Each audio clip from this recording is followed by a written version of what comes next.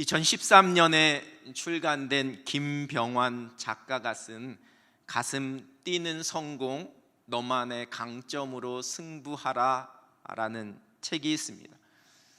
김병환 작가는 평범한 회사원으로 살아가다가 글 쓰는 것을 좋아하고 또 좋아할 뿐만 아니라 자신에게 글 쓰는 재능이 있다라는 것을 발견하고서는 이제 작가로서 또 경영 컨설턴트로서의 삶을 살기 시작합니다.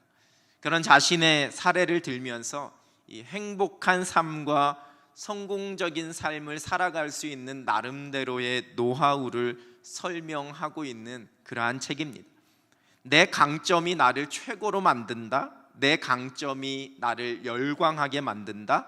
내 강점이 나를 남과 다르게 만든다. 이러한 주제를 다루고 있는 이 책의 한 부분에서는 이렇게 쓰고 있습니다. 남과 같은 것을 해서는 큰 돈을 벌 수 없을 뿐만 아니라 세상을 놀라게 할 수도 없다. 그리고 무엇보다 자신의 피를 끓게 할 수 없다. 자신이 하고 싶은 일, 잘할 수 있는 일을 찾으면 열정이 생기고 피가 끓고 가슴이 뛴다. 그러면 에너지가 폭발하게 되고 그것이 바로 큰 일을 해낼 수 있는 또 다른 원동력이 된다. 여러분, 이 책 또한 세상에서 조금 성공할 수 있는 비결을 소개하고 있는, 자신이 가지고 있는 그 강점을 무기로 승부하면서 세상에서 성공하라는 일종의 처세술을 이야기하고 있는 그러한 책 중에 하나입니다.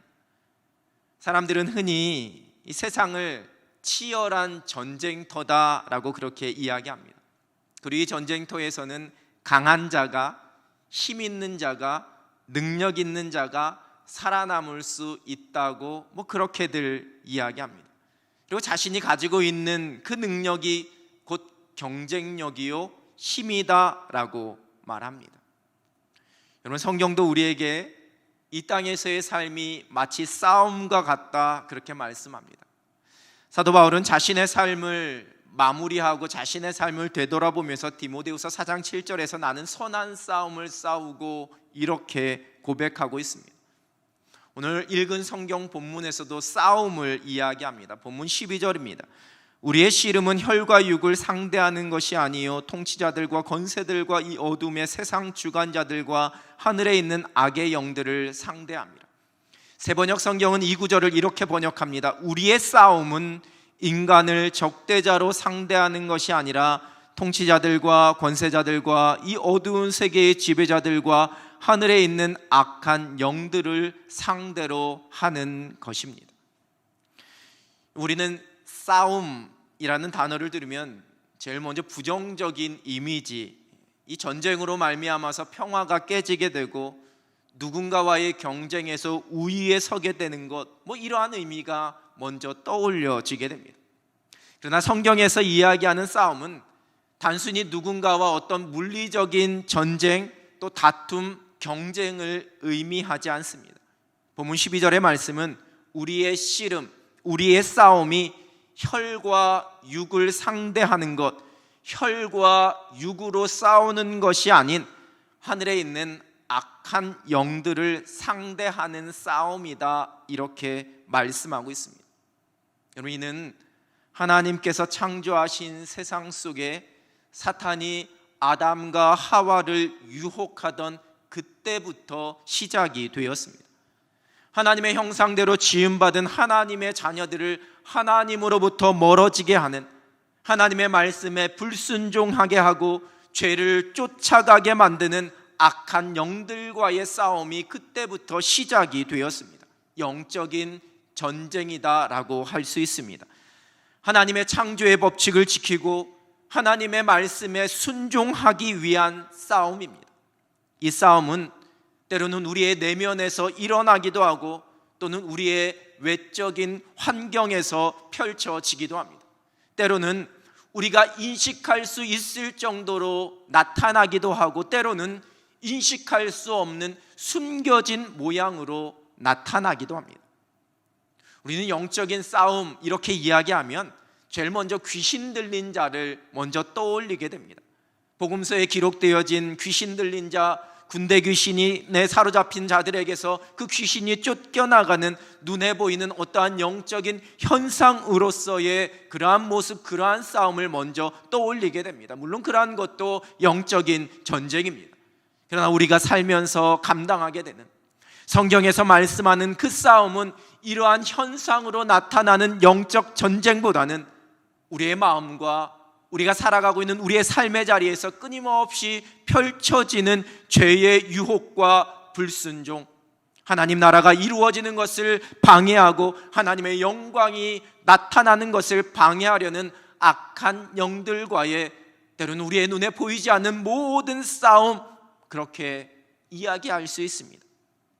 여러분, 예수님께서 십자가를 지시기 전에 이 땅에서 우리를 위해 기도하신, 그래서 대제사장적 기도라 불리우는 요한복음 17장에는 이 세상을 살아가면서 우리가 감당해야지만 되는, 우리가 만나게 되는 일들이 무엇인지 그렇게 말씀해 주고 계십니다.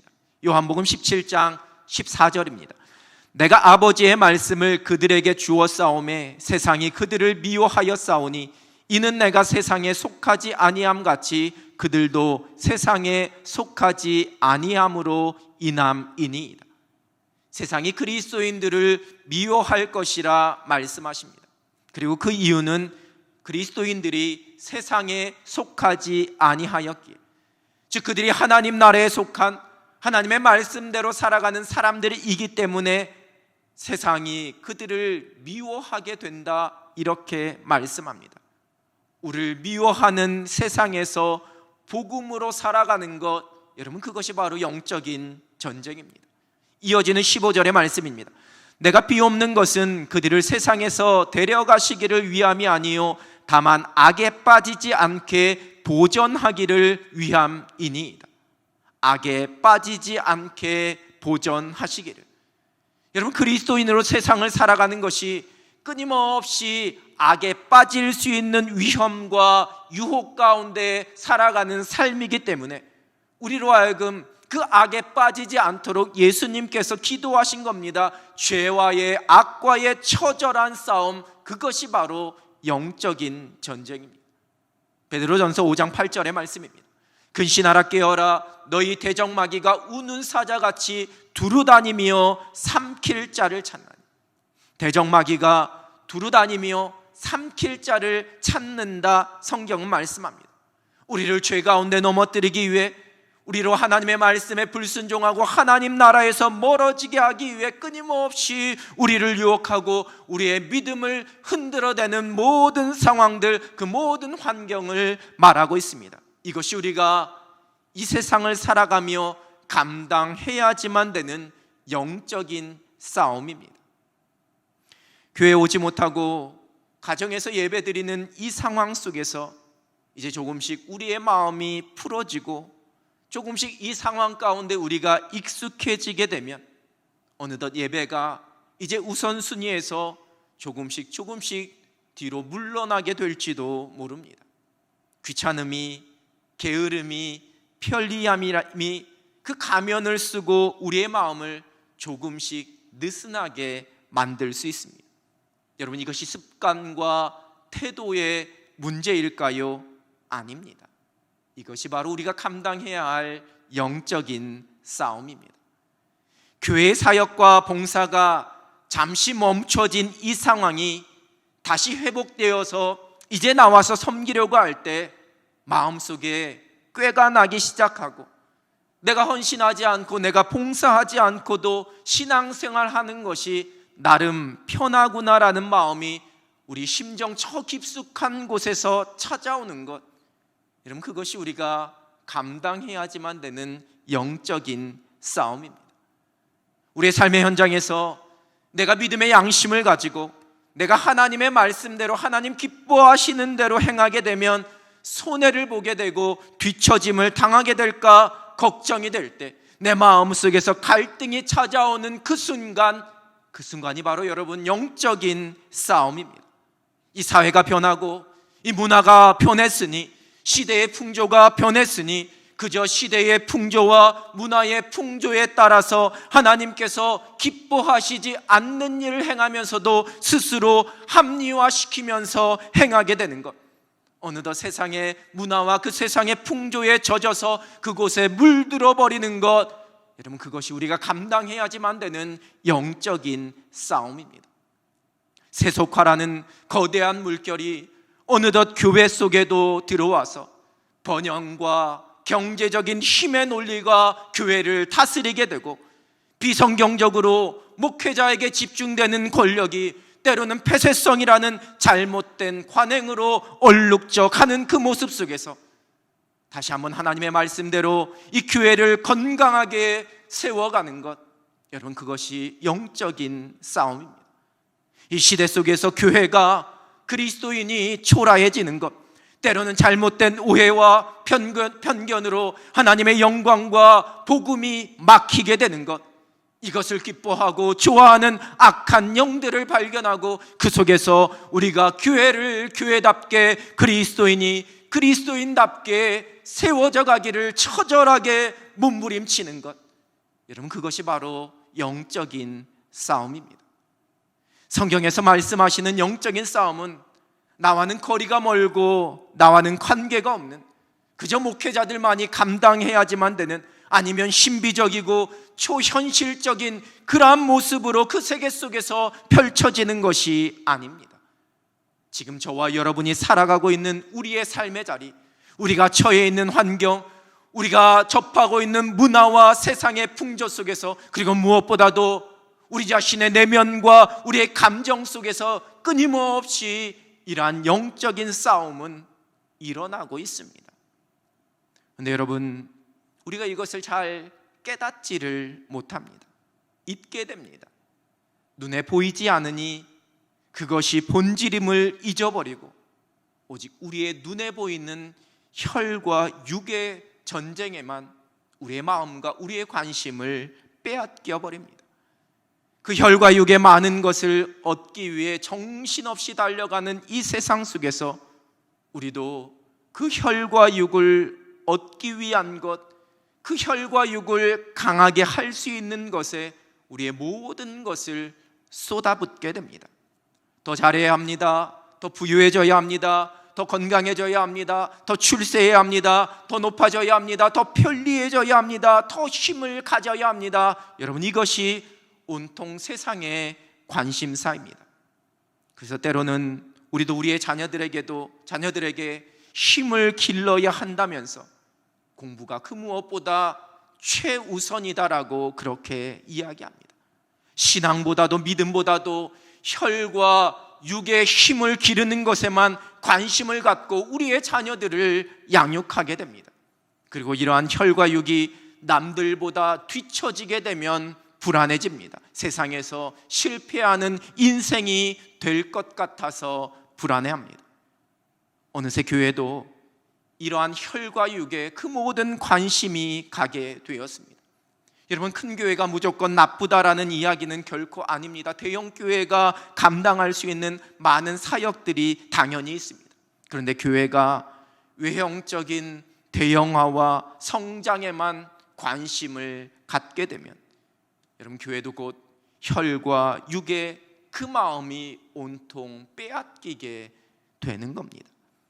복음의 사역, 하나님 나라의 귀한 사역을 영적인 능력과 영적인 힘이 아니라 세상의 물질과 사람의 힘에 의해서 이루어가려는 잘못된 모습 가운데 빠지게 되는 겁니다. 여러분, 유언론적으로 혈과 육은 무조건 세상적이고 가치 없고 필요 없다, 그러한 말을 하는 것이 아닙니다. 그것 또한 중요합니다. 필요합니다. 어느 정도는 갖추어야 합니다. 그런데 그것이 결코 먼저가 될 수 없다라는 겁니다. 제가 부목사로 사역하던 시절 제가 섬겼던 교회가 성전 건축을 하게 되었습니다. 성전 건축을 시작하면서 그때 담임 목사님께서 철야 기도를 하자, 이렇게 교회에 제안을 하셨습니다. 여러분, 말 그대로 철야 기도합니다. 요즘은 저녁 8시에 모여서 10시에 끝나도 그냥 철야 기도회 이렇게 이야기합니다. 그건 저녁 기도회입니다.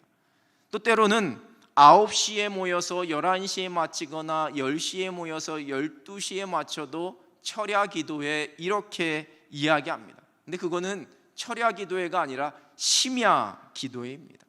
말 그대로 철야 기도회를 하자라고 그렇게 제안을 하셨습니다. 한국교회는 밤새도록 기도하는 이 철야 기도회가 많았습니다.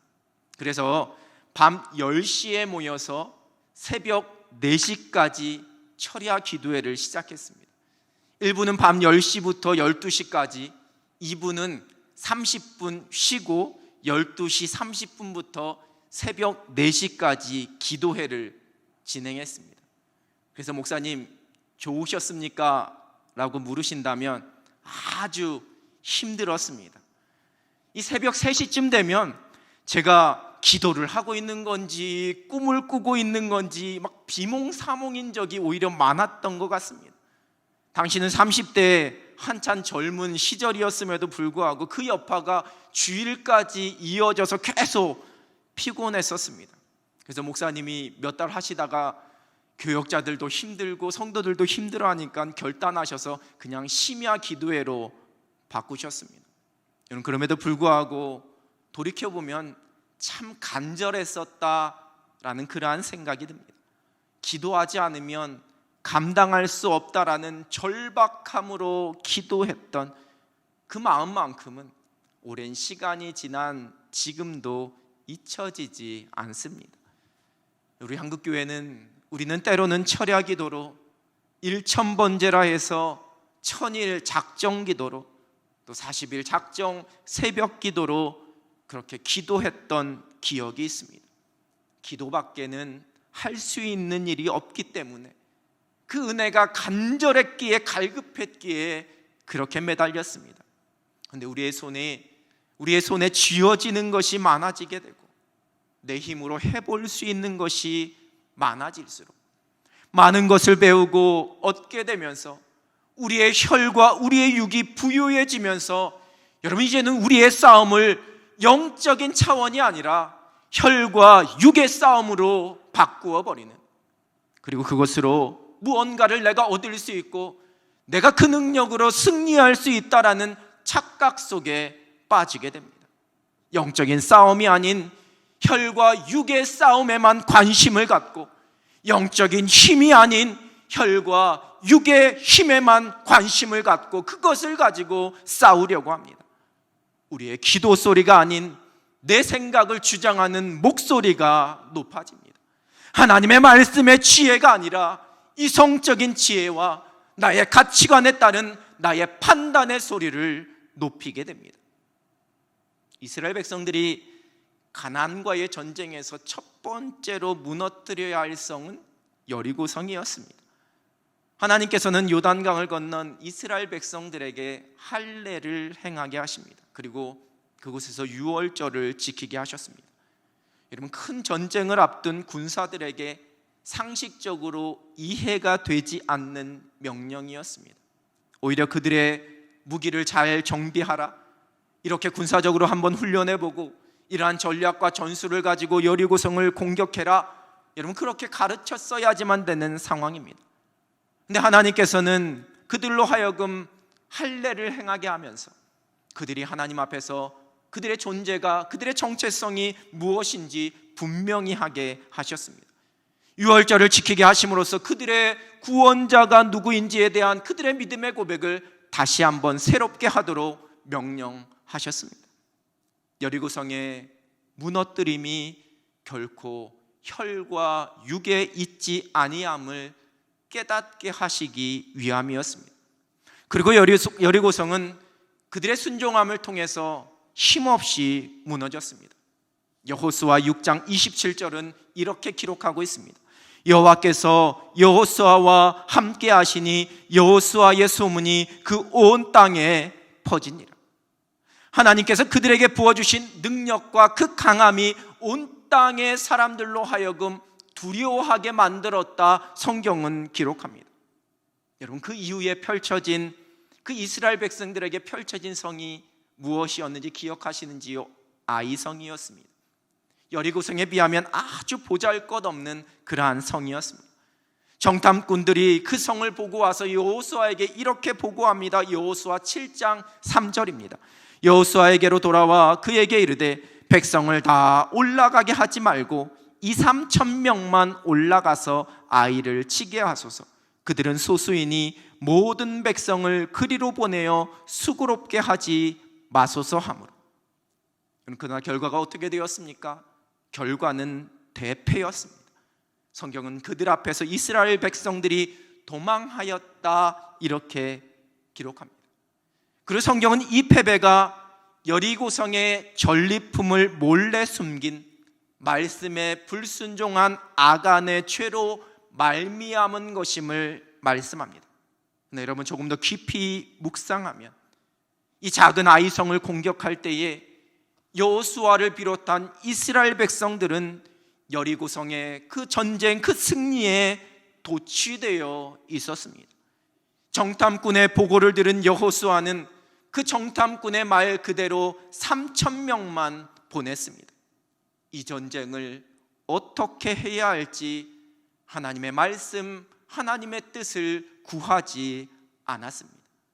만약 여호수아가 이스라엘 백성들이 하나님 앞에 엎드렸다면 하나님께서는 그 아간의 죄를 말씀하시면서 그 죄를 먼저 해결하고 아이성을 이렇게 공격하라 말씀하셨을 겁니다. 그러나 그들이 승리에 도취되어 있었습니다. 착각하고 있었습니다. 자신들의 혈과 육의 능력으로 여리고성에서 승리를 거둔 줄로 착각하고 있었습니다. 이스라엘의 영적인 암흑기라고 일컬어지는 사사 시대에는 하나님께서 그들의 위기 때마다 사사를 세워주셔서 그 전쟁의 위기도 영적인 신앙의 위기도 해결하게 하십니다. 여러분, 사사들은 아주 평범한 사람들이었습니다. 그런데 사사기 말씀은 이러한 사사들이 세워질 때마다 공통적으로 기록하고 있는 말씀이 있습니다. 사사기 3장 10절입니다. 여호와의 영이 그에게 임하셨으므로 그가 이스라엘의 사사가 되어 나가서 싸울 때에 여호와께서 메소보다미아 왕 구산 리사다임을 그의 손에 넘겨주심에 온니엘의 손이 구산 리사다임을 이기니라. 사사 온니엘을 소개하는 말씀입니다. 여러분, 사사기 6장 34절입니다. 여호와의 영이 기드온에게 임하시니 기드온이 나팔을 불매 아비에셀이 그의 뒤를 따라 부름을 받으니라. 기드온이 사사로 세움 받을 때의 말씀입니다. 사사기 11장 29절입니다. 이에 여호와의 영이 입다에게 임하시니 입다가 길르앗과 므낫세를 지나서 길르앗의 미스베에 이르고 길르앗의 미스베에서부터 암몬 자손에게로 나아갈 때에, 사사 입다가 사사로 세워질 때의 말씀입니다. 여러분, 이스라엘의 사사의 역할 중 가장 중요한 한 가지는 용사가 되어서 전쟁에 나가 싸우는 것이었습니다. 언뜻 보기에는 칼을 들고 싸우는 그 전쟁, 그것은 혈과 육의 싸움처럼 보입니다.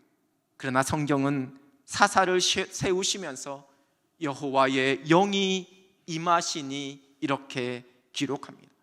결코 그 싸움이 혈과 육의 싸움이 아니라는 것을, 그것은 하나님께서 주관하시는 영적인 싸움이라는 것을 말씀하시는 겁니다. 그 사사들의 능력이 결코 혈과 육에서 나오는 것이 아니라 여호와의 영에 의한 것이라는 것을 분명히 말씀하고 계십니다. 여러분, 오늘 본문 10절은 우리가 그의 힘의 능력으로 강건하여져야 한다 이렇게 말씀합니다. 11절의 말씀은 우리의 모든 싸움에서의 그 승리를 위해서 하나님의 전신갑주를 입어야 한다 말씀합니다. 여러분, 우리의 싸움이 결코 혈과 육의 싸움, 혈과 육의 능력으로 싸우는 싸움이 아니라고 말씀하십니다. 여러분, 우리는 지금 예상치 못한 많은 일들이 펼쳐지고 있는, 이제 때로는 견디기 힘들고 이제 미래에 대한 기대와 소망마저도 잃어버릴 듯한 지치고 낙심이 되는 이 세상, 이 환경을 우리가 지나가고 있습니다. 여러분, 이 모든 상황 속에서 우리가 오직 우리 주님의 능력으로 살아가는 그리스도인이 되기 위하여서 이제 제가 몇 주 동안 그 힘의 능력으로라는 그러한 주제로 말씀을 나누려고 합니다. 성경은 그 힘의 능력으로 살아가기 위해, 이 영적 전쟁에서 승리하기 위해 우리가 하나님의 전신갑주를 입어야 한다라고 말씀하셨습니다. 이제 그 구체적인 것이 무엇인지 다음 주부터 우리가 성경에서 함께 살펴보려고 합니다. 여러분, 누가복음 18장 27절입니다. 이르시되 무릇 사람이 할 수 없는 것을 하나님은 하실 수 있느니라. 누가 구원을 얻을 수 있나이까? 라고 묻는 제자들의 질문에 대한 우리 예수님의 대답입니다. 혈과 육으로 싸우는 것은 여러분 우리의 영역입니다. 그러나 우리가 하나님의 전신갑주를 입게 될 때 우리의 싸움은 곧 하나님의 영역이 됩니다. 우리가 할 수 없는 것을 하나님은 하실 수 있습니다. 우리의 혈과 육으로 불가능한 것, 우리가 감당할 수 없는 것을 우리가 하나님의 전신갑주를 입고 그의 힘의 능력으로 감당하게 될 때 하나님께서 모든 것을 행하십니다. 여러분, 하나님은 모든 것을 하실 수 있습니다. 우리로 승리케 하십니다. 우리의 힘과 우리의 예상을 벗어나는 지금 만나고 있는 모든 상황과 환경 속에서 저와 여러분은 아무것도 할 수 없지만, 혈과 육으로는 아무것도 할 수 없지만 우리 하나님은 모든 것을 하실 수 있으십니다. 우리가 영적으로 깨어 있어야 할 때입니다. 우리가 우리의 영적인 눈을 열어서 우리가 어떻게 해야 할지, 무엇을 준비해야 할지를 정확하게 분별하고 고백해야지만 할 때입니다. 여러분, 우리가 준비해야 할 것은 혈과 육이 아닙니다.